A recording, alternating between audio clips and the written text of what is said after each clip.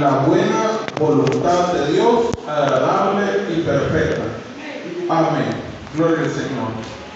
Gracias a Dios, hermanos, por esta palabra que Él nos ha permitido leer, y hemos orado al Señor para que sea Él quien nos hable en esta hora a través de su palabra. Quiero meditar sobre unos minutos acerca del pensamiento, cuidando precisamente nuestros pensamientos. Cuidando nuestros pensamientos. Algo importante que se menciona hoy en día mucho, a raíz de lo que estuvimos confinados por mucho tiempo, debido a la pandemia que todos nosotros hemos vivido, se habla mucho hoy por hoy de cuidar nuestro cuerpo. Se habla mucho de la buena alimentación, se habla mucho de hacer ejercicio, se habla mucho de tantas cosas, hermanos, que hay que tener en cuenta y que hay que cuidar. Pero poco se habla de cuidar nuestros pensamientos. Y es algo muy importante que tenemos que cuidar. Dice una frase que se siembra un pensamiento y se cosecha un acto. Si tenemos un acto, entonces vamos a cosechar un hábito. Si sembramos un hábito, vamos a cosechar carácter. Y si tenemos carácter, vamos a cosechar un destino. Entonces, cada pensamiento es lo que da inicio y da pie para que pueda surgir un acto. Y cuando surge un acto, entonces podemos llegar a tener un hábito. Porque lo importante es levantarse y actuar. Y cuando actuamos una y otra vez, eso se convierte en un hábito. Y el hábito forja el carácter de la persona.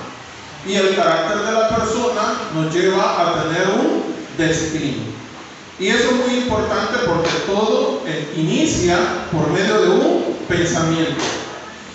Consideramos algunas de las virtudes de la mente humana a manera de introducción y podemos pensar o podemos analizar que sin duda alguna la mente es una maravillosa creación de parte de Dios, porque la mente humana es una herramienta muy pero muy poderosa, muy importante. La ciencia nos enseña que los genios que han vivido y viven hoy en la actualidad, algunos que son considerados genios, utilizan su mente en un 8 al 10% de capacidad, y que el promedio del ser humano lo anda utilizando entre un 6 y un 7%. Estamos hablando en promedio de lo que es la capacidad de la mente, porque la mente es, como les decía, un instrumento, una creación de Dios muy formidable. Un día de estos, el día que tuvimos asueto, salíamos y andábamos ahí por la Libertad y veíamos el muelle, y me dice Daniel, papi, me dice, pues porque por un momento yo lo vi como que él se quedó pensando, ¿verdad? Y me dice, fíjate que yo veo cómo es de increíble que han hecho eso, me dice, en el agua, en el mar, o sea, cómo construyen en el mar. Y me dice, en realidad la mente humana es grande, me dice. Y le digo yo, y si nos ponemos a pensar que esa mente humana la hizo el Señor, le digo, la dio Dios, la inteligencia al hombre se la dio Dios, hay que ponernos a pensar cuán grande es el que dio eso, que para nosotros es grande, que es la mente. ¿Se imaginan ustedes para Dios cómo será eso? Para Dios es mínimo, porque Él es muchísimo más grande que lo que nosotros podemos pensar, que lo que nosotros podemos asimilar. Por eso es que el conocimiento, hermanos, de la palabra del Señor solo se adquiere a través del Espíritu Santo. Y digo el conocimiento de la palabra de Dios, me refiero al entendimiento, porque a veces leemos y no comprendemos, pero es porque a veces leemos por leer, pero no para nutrirnos y entender. Y de eso es que se trata, precisamente, de comprender. La palabra mente más usada en el griego, en las escrituras, es nous, y se considera el asiento de la conciencia reflexiva que comprende las facultades de poder percibir, de la percepción y la comprensión y la de los sentimientos, el juicio de la determinación del ser humano, es decir, esa capacidad de razonar, esa capacidad de poder analizar, esa capacidad de poder comprender las cosas, a eso se le llama mente. Podemos ver también otra definición de mente como la capacidad psicológica para entender, razonar y decidir. Aquí incluye la parte de decidir, porque el pensamiento y la mente nos sirve no solamente para poder analizar algo, sino también para poder decidir, porque yo decido, yo como persona que tengo libre albedrío, decido si hacer una acción o no hacerla. Porque a mi mente puede venir un pensamiento malo, pero yo decido si lo ejecuto o no lo ejecuto. Entonces, ¿por qué? Porque tengo libre albedrío, porque tengo libertad de poder decidir entre lo bueno y lo malo. A diferencia de cuando estaba Adán y Eva en el huerto del Edén, que para ellos tenían una mente completamente pura, una mente completamente limpia. Ellos solamente conocían lo bueno, ellos no conocían qué era la maldad. Ellos andaban desnudos completamente, pero entre ellos no existía el morbo, entre ellos no existía aquella curiosidad, era completamente inocencia la que había en ese momento. Y eso es como los niños cuando nacen y van creciendo, llega una etapa en la cual el niño ya le da pena cambiarse delante de sus papás, ya el niño ya se baña él solo porque ya le da pena que lo vean desnudo, porque él a medida va avanzando, su mentalidad se va haciendo madura y él va comprendiendo muchas cosas y él va entendiendo de que es la pena, que es la vergüenza, que él está desnudo y que no lo tienen que ver los demás desnudos. Y eso es importante, que nosotros sepamos lo que es bueno, lo que es malo y sobre todo saber decidir si hacer lo bueno o hacer lo malo. La palabra de Dios nos enseña en el versículo que tenemos de base lo siguiente, dice: no conforméis a este siglo, sino transformados por medio de la renovación de vuestro entendimiento. Nos está hablando acerca de la mente, nos está hablando acerca de los pensamientos. No conforméis a este siglo, sino transformados por medio de la renovación de vuestro entendimiento, para que comprobéis cuál sea la buena voluntad de Dios, agradable y perfecta. Es importante que nosotros tengamos en cuenta cuál es la voluntad de Dios y si estamos o no haciendo la voluntad de Dios, y eso lo vamos a comprender a través de la renovación de nuestro entendimiento. Y no podemos tener renovación de nuestro entendimiento si no tenemos el Espíritu Santo en nosotros. Cuando el Espíritu Santo se apodera de una persona, porque la persona le da espacio y le da lugar para poder el Espíritu Santo obrar en ella, entonces el Espíritu Santo cambia la mentalidad del hombre. Por eso es que a mí no me extraña, hermano, cuando una persona se aparta del Señor y comienza a cometer locuras, comienza a hacer cosas que no son ni tan siquiera lógicas. Son cosas que las haría mejor un niño que esa persona, pero a mí no me extraña, porque de repente me dicen: fíjate que fulano está preso de nuevo. Y yo digo: ¿de verdad está preso de nuevo? Sí, volvió a cometer el error aquel que cometió hace años. Ah, ¿de verdad? Sí. ¿No te extrañas por eso? Pues no, yo sé que está apartado del Señor. Y cuando uno está apartado del Señor, uno comete cosas impensables, hace totalmente locuras, porque la mente está reprobada, la mente no está aprobada. Y la mente aprobada, la renovación del entendimiento solo proviene por parte del Espíritu Santo en nuestra vida. La mente es el escenario donde se desarrolla el primer nivel de la batalla espiritual. ¿Por qué digo esto? Porque cuando nosotros, amados hermanos, tenemos tiempo de ocio, cuando nosotros tenemos espacio para poder pensar cosas que no convienen, Entonces eso significa de que nuestros pensamientos se pueden materializar en obras que no son agradables a Dios, y eso nosotros le llamamos, porque ofende a Dios, le llamamos pecado. Pero todo eso proviene de ¿qué? De un pensamiento, de un mal pensamiento, sí, pero tenemos que cuidarnos de esos malos pensamientos. Mediante la palabra del Señor se nos enseña que Satanás procura mantener las mentes en oscuridad. Miren lo que dice 2 Corintios capítulo 4 y versículo 4. Vamos a la palabra del Señor en 2 Corintios capítulo 4, capítulo 4 y versículo 4. Dice la palabra del Señor: en los cuales el Dios de este siglo, ¿qué hizo? Cegó. ¿Y qué es cegar? Es no ver, es estar en oscuridad. El entendimiento de los incrédulos, para que no les resplandezca la luz del Evangelio de la gloria de Cristo, el cual es la imagen de Dios.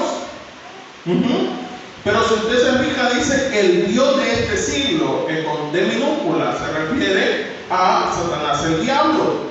Dice que cegó el entendimiento de los incrédulos. Por eso es que la gente, usted la puede ver hoy en día en la religión tradicional, que ellos mismos cargan a sus dioses. Y no, la lógica me dice a mí que yo cómo voy a cargar a Dios, porque Él no se puede mover. Si Él no se puede mover, ¿cómo me va a hacer un milagro? Pero la gente está cegada, porque el entendimiento ha sido cegado por parte del enemigo de nuestras almas. Y el enemigo se ha metido a través de la religión en el corazón, en la mente de las personas, y están ciegos en oscuridad completamente, de manera tal que no pueden discernir que eso no es más que una creación humana. De repente llegan, se postran, le piden, pero lo raro es que aquel Dios que tienen, pues no les escucha. Tiene oídos y no oye, tiene boca pero no habla, tiene pies pero no camina, no se puede vestir solo. Y entonces nos ponemos a pensar y a decir, ¿qué es lo que pasa con las personas? Lo que pasa es que el Dios de este siglo cegó el entendimiento y los ha hecho incrédulos. Una realidad que cada vez que golpea más fuerte es que nuestro mundo enfrenta una gran problemática mental.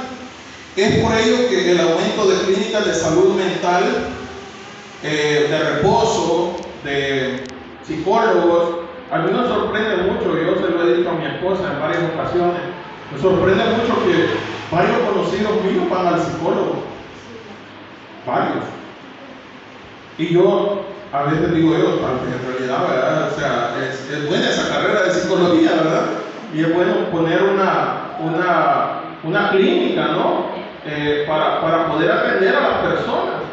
Y nosotros a veces tendemos a pensar que el que va al psicólogo o al psiquiatra es solo aquel que está loco, ¿verdad? Que se le chorean los cables, como decimos, ¿verdad? Las telas, ¿verdad? Que le falta 10 para el dólar. Antes era para el peso, 10 para el dólar. Entonces, o le falta todo. Pero realmente no, hermano. No, o sea, son personas intelectuales, son personas que trabajan y platican con uno normalmente, y cuando dicen, es que voy para el psicólogo, tengo cita con el psicólogo. Uno dice, ¿verdad? ¿Vas al psicólogo? Sí.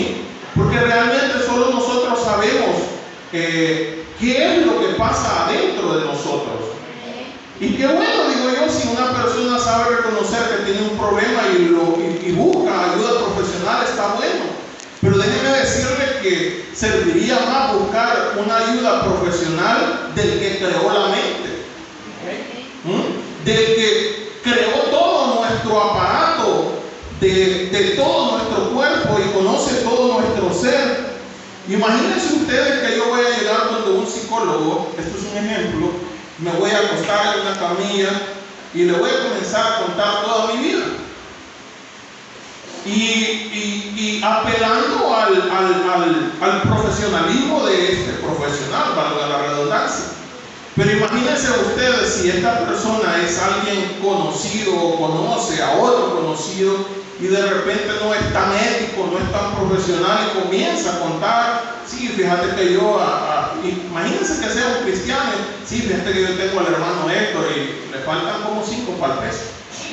¿Ya? Vos ahí lo ves, pero está un poco cholladito.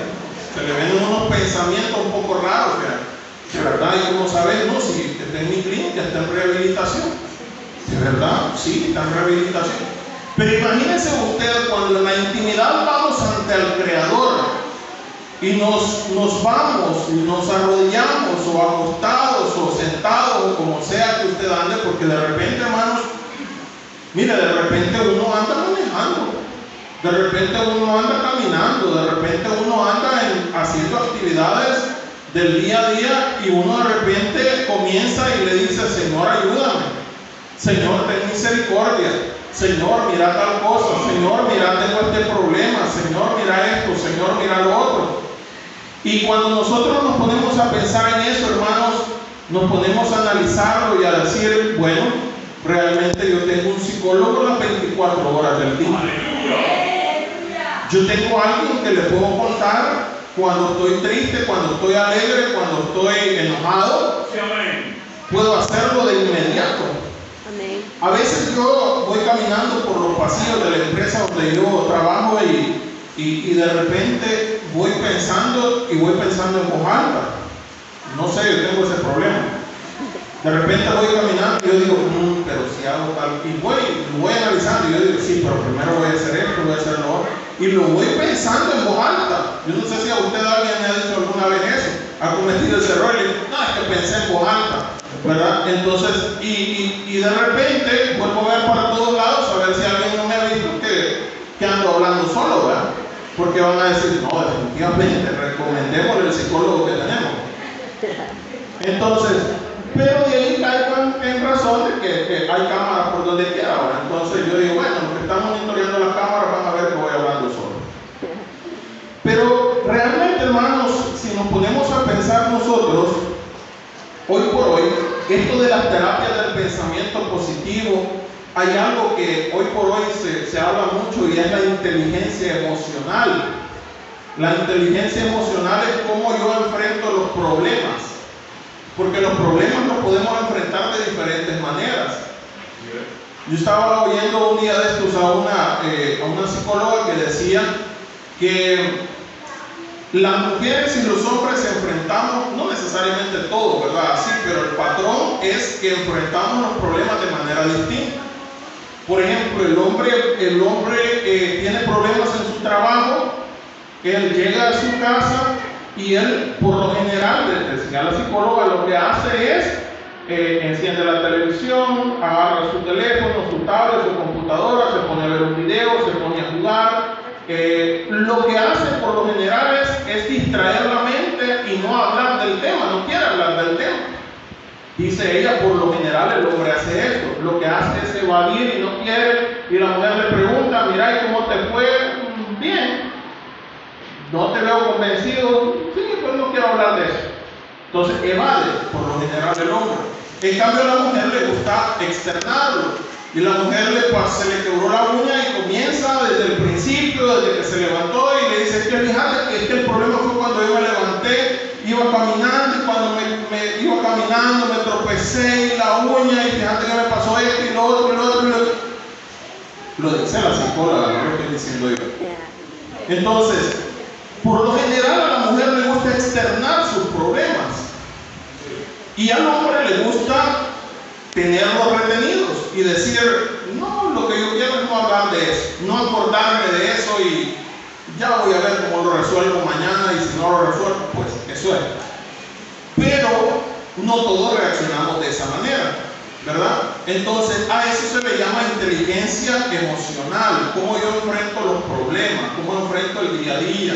¿Cómo me voy a enfrentar, por ejemplo, a una reunión difícil? ¿Cómo yo me voy a enfrentar a una situación en la cual me están agrediendo, cómo yo me voy a comportar tal vez a una crítica de parte de la iglesia, de parte de mis compañeros de trabajo, de parte de mi misma familia, porque de repente son cosas que se dan. Eso es el día a día, amado hermano. De repente son cosas que se dan y de repente son cosas que uno no está preparado para eso. Porque a veces, hermano, duele más cuando la crítica viene de alguien que uno aprecia y uno siente que a uno lo aprecia, que cuando la crítica viene de alguien que al final no representa mucho para la vida de la persona. Por eso es que viene la frase y dice: no lo esperaba de vos, de cualquiera lo hubiera esperado, pero no de vos, ¿verdad? Porque de repente esa crítica duele mucho más. Pero la realidad, hermanos, es que muchas personas buscan esto porque hay una mentalidad inclinada hacia el pecado. Lastimosamente, mediante nuestros sentidos, la mente recibe mucha información a través de nuestra vista, a través del tacto, a través del olfato, a través de muchas cosas. La mente recibe mucha información. Imagínense, de repente la muchacha se baña en el perfume y es un perfume agradable, y de repente el hombre tal vez ni la ha visto y de repente se le acerca, estoy poniendo un ejemplo, y siente que el olor es agradable. Entonces a la mente le llegó una información y el cerebro se activó. Estoy poniendo un ejemplo. Y de repente la mente se activa y dice: un olor agradable. Busca de dónde viene ese olor agradable. Entonces vuelve a ver y ve a la señorita muy bien presentada, muy bien perfumada, y ya la vio, ya no solo sintió el olor, sino la vio. Entonces la mente está recibiendo información. ¿Sí? Estoy hablando de cosas prácticas. Estoy hablando cosas de la realidad. Y de repente el hombre comienza, la ve y se le viene un mal pensamiento. Pero el hombre decide, yo decido si decirle lo que estoy pensando o simplemente volver a ver para otro lado e irme quizás de ahí porque me estoy sintiendo tentado como hombre, ¿verdad? Entonces, la persona decide si hacer o no hacer las cosas que está pensando. Y la persona sabe si ese pensamiento conviene o no conviene. Porque si la persona que se ha puesto aquella aroma agradable y se ha arreglado bien es la esposa, entonces es un pensamiento que sí conviene. Decirle: mi amor, qué rico hueles, ¿verdad? Mi amor, qué linda estás, qué bonita te ves. Ese pensamiento sí conviene. Pero cuando es una persona extraña, Proverbios habla mucho de la mujer extraña, y la mujer extraña no es alguien que uno no conoce, no, puede ser la chanita que uno la conoce perfectamente, pero cuando habla de la mujer extraña en Proverbios se refiere precisamente a la mujer que no es la esposa. Entonces, si es la mujer extraña, entonces no conviene decirle: qué rico huele, ¿verdad? Porque ella le puede decir: le gusta, mire, siente, ¿verdad? Entonces ahí viene esa situación de que a veces la mente está inclinada mucho a lo que es el pecado, y eso hasta cierto punto normal mientras estemos en esta tierra. La palabra de Dios nos enseña que el diablo utiliza también el velo del engaño, procurando llevar al creyente a desobedecer a Dios. Por eso es que nos dice la Escritura, siempre en Corintios, en 2 de Corintios donde estamos, pero en el capítulo 11 y versículo 3,